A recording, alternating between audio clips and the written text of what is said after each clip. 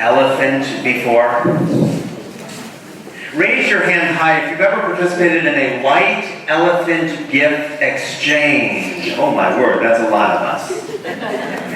So in a white elephant gift exchange, you get all the gifts together, put them in the same spot, and then in a certain order usually, people start to choose their gifts.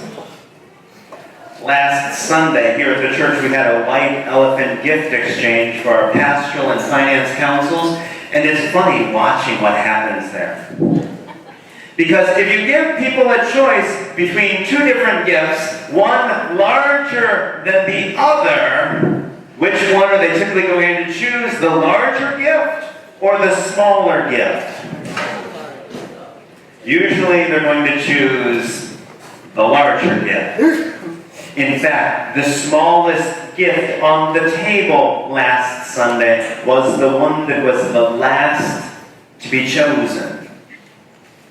And depending on your perspective on these things, it may have been the best gift. According to some people, it was a Starbucks gift card. Right? Some people may have thought that was a better gift than other larger gifts. It's all a matter of perspective. But how interesting that we as human beings, when given the choice, will often choose something bigger, thinking that bigger is better. Is that how God thinks?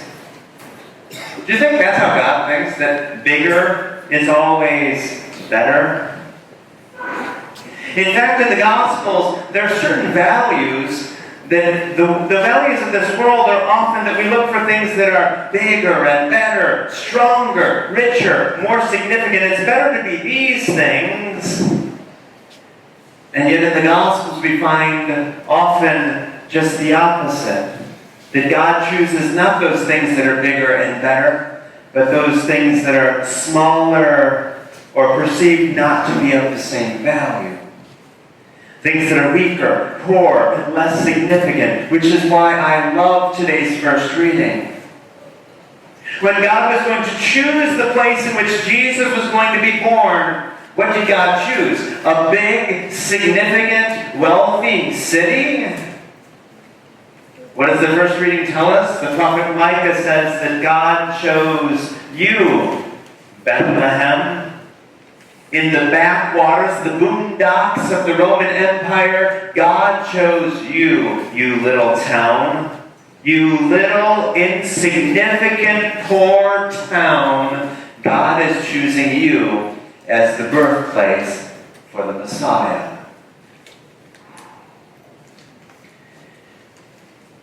God chooses not the strong and the wealthy and the powerful. But God makes some surprising choices. If God were in that white elephant gift exchange, that Starbucks card is going first. You follow me? The smallest. In today's gospel, whom did God choose to be Jesus' mother? Did God choose some wealthy, powerful family? No. In fact, that's why when Mary becomes pregnant, discovers that she's pregnant with God's Son, she sings a song called the Magnificat, in which she talks about the values of this world and the values of God's world. How it is that we think it's better to be certain things, but in God's world, it's switched. Brothers and sisters, what does all this mean for us? In today's gospel, Mary goes to greet Elizabeth. Mary, an ordinary young woman. There was nothing about her. And yet she was bringing Christ to her cousin Elizabeth. Think about that for a moment. If Mary, such an insignificant young lady at that time, was chosen by God to bring Christ to others, isn't it possible that God could be choosing us to bring Christ to others as well? Think of what a gift that would be this Christmas season. For us to share with others the presence of Christ. We come here to be nourished by the Word and by this Eucharist. Christ is with us. What a gift we receive. Do we share that with others?